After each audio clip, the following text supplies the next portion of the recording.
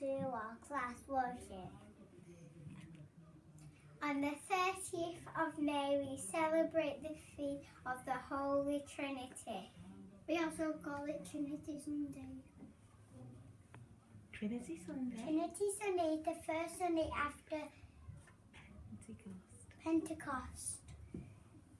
The word Trinity comes from Latin meaning the number 3.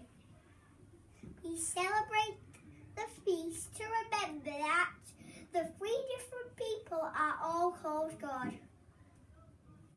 These 3 children are like the Trinity. These 3 children are standing, linking arms.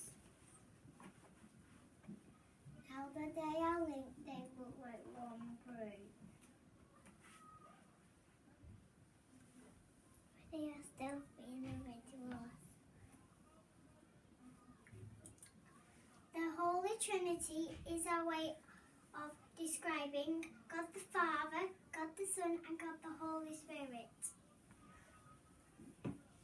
The Father, the creator of everything, God of all the universe. God the Son, chose to come to us as a human being. In the form of Jesus, the Son of Mary. God the Holy Spirit.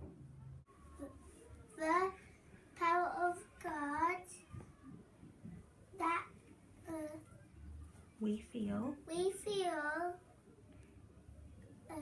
in our daily lives. God the Father, God the Son, God the Holy Spirit are 3 persons that all make one God.